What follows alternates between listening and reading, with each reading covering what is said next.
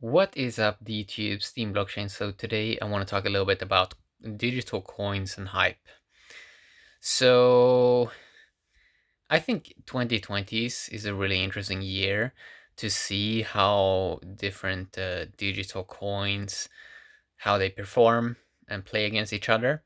Especially seeing sort of in just 1.5 month, I think you've been seeing some really interesting to see how what kind of coins move up and what kind of coins move up less. But what I find the most interesting about this year is, well, first you do have this halvening event later this year, and it seems like something should happen. It seems it seems like something should happen. I'm not sure. For example, I think that if it just sort of stay the same, it doesn't really seem like it's gonna stay the same, especially with Bitcoin. It seems like either it's gonna really drop or it's gonna really go up.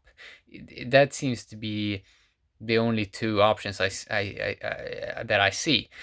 And when you have the mining rewards by half, yeah, it really seems like something will happen. And I think that, well, if you look at 2016 and 2012, maybe they were a little bit more calm events. For example, I think in 2016, it took a few months or almost like a year later before something interesting started to happen.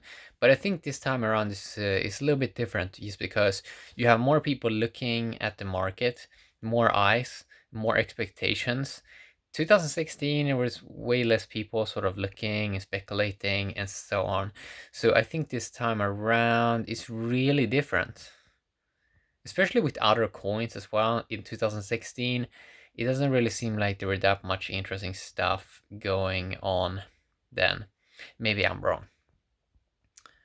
So coins and hype, digital coins and hype.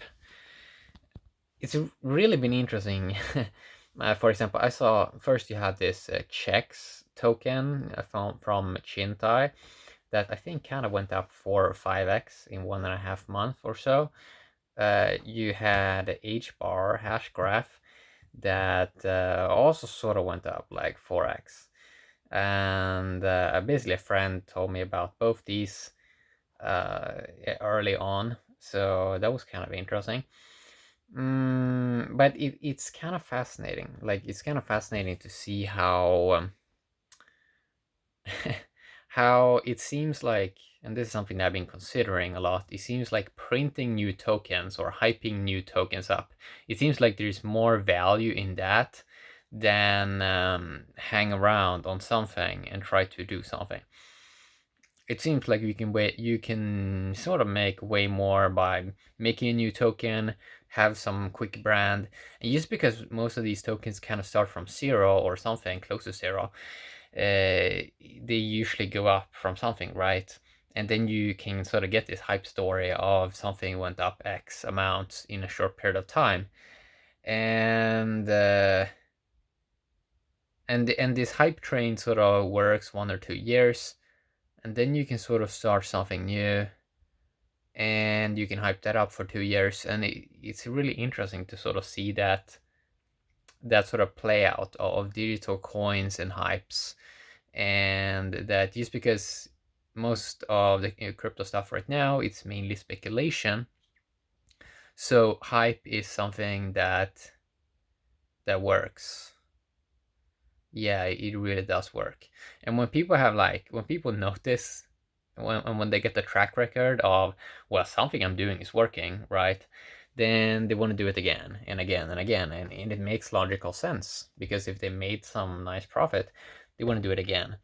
So it's like a roulette wheel of crypto. These kind of coins are sort of working as, and the bigger coin gets, many times it can be harder to move it up. Like, you need more money, but when something is new, you can get it up a couple of x's. And just because you have such a large pie of tokens, so many tokens, I think around 5,000 tokens, I think if people are going to become better at finding interesting stuff and before everyone else, just because you sort of, the longer you are in this industry, you sort of see if something's going to work, or if something is good thing or a bad idea. And the people like this sort of guessing game and have fun and sort of play around. So I think this is just gonna accelerate in many ways. Mainly when people have an easier time to make tokens. Still pretty challenging to make a token. For example, make an ERC20 token I think costs a lot. Make some tokens on some other systems. You kinda can do it, but it's kind of clunky. It can cost like $50 or something like that sometimes, or $30. And then you also have this dilemma of everyone running on different chains, and then you have a difficulty time to get it on an exchange. And if you want to have like atomic swaps, so you want to have like an exchange maybe with use a smart contract that handles the transaction, but there's not that many doing that right now. We have the best one right now, Uniswap, and then we do have Bancor horrible, for example, because they have such high fees. Vite Labs, they try to do their Vite wallet or ViteX exchange, but I see the problem there is if you want to withdraw and go from cross chains, it's going to cost a pretty high fee. So yeah, it's one of these dilemmas of crypto at the moment, that ideally everyone was on the same chain and made all tokens on the same system. That seems to create maximum efficiency eventually. Maybe we're eventually going to get that, but it's very, very, like, the thing that sort of makes crypto fun, I would say, is seeing like the mad gains and the sort of like the speculation. And if you look at the chart, for example, Bitcoin, I went to look at the chart today from 2013 to early, or even April 2017. Bitcoin went from like late 2013 from like $1,000, went down a bit, mid 2015 around I think $200, and then it went up again. So it sort of went like this, and that's many years. I think that's almost 4 years, maybe 3.5 years of just doing like this, and not that much else going on. And then 2017 we got the first like alt sort of run, and it seems like that is what sort of makes stuff engaging and sort of what makes people come into this space, the altcoins. And as I said in the past, when an altcoin passed Bitcoin, then I say that's when we can sort of stop calling altcoins alts, because then they are basically the main coin. So yeah, it seems like that's gonna happen eventually.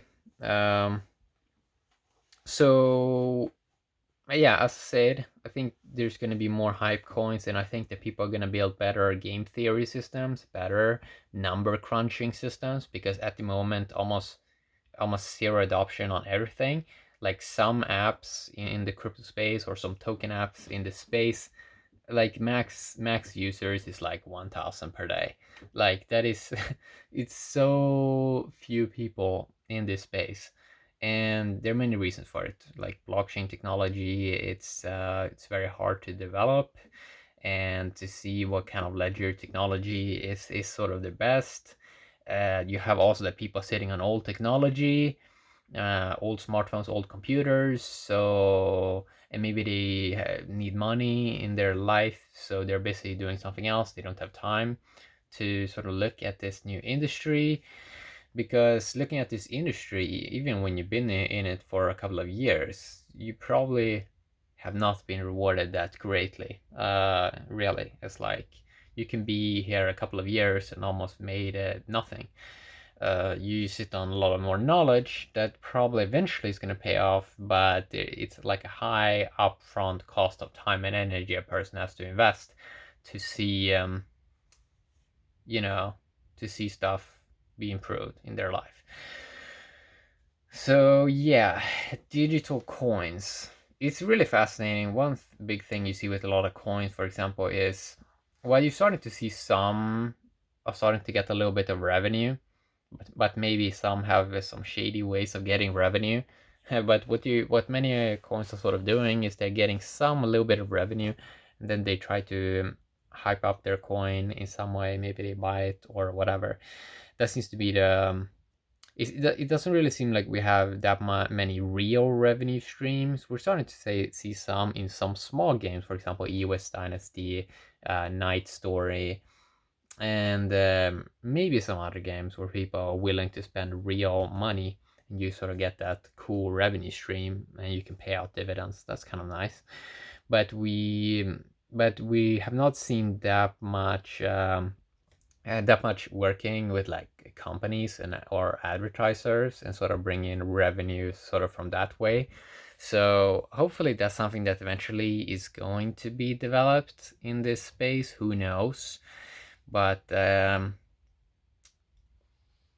it's cool. I think 2020 is going to be a really, really interesting year to see how Ethereum and Bitcoin, how they sort of play it out. As I talked about in the past, it would be cool to see a flipping event happen. I think that would make people super, super excited because it would kind of challenge the status quo. It would also challenge the status quo if some other sort of coins came out from nowhere and sort of found a niche or a market and like that a lot of and started to get a lot of adoption. Yeah, so that's what I want to talk a little bit about today. The digital coins and hype.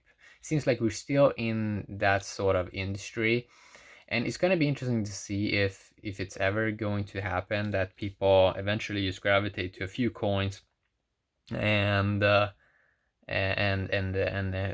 other stuff goes to zero. Like I'm not really sure about that because just because it's so easy to make new coins and hype something up and it makes the developers excited, if their coin goes up in value, maybe they go and make another coin, or maybe they go and experiment more. Maybe that just makes it so you create such a big pie, and if someone can just increase numbers in a computer and make things go up, maybe that kind of changes the game a bit. And yeah, I'm not really sure how it's gonna play out, but we are gonna find out. We're gonna find out uh, what works and what doesn't work, what projects fails and what doesn't, what fails and what succeeds. And usually people gravitate toward negative stuff because I don't know, that's just how humans work. So a lot of positive and cool stuff works, but people are just not willing to talk that much about it. I'm not really sure why. But yeah, so yeah, that's what I want to talk a little bit about today. Have a great day, DTube and Steam blockchain.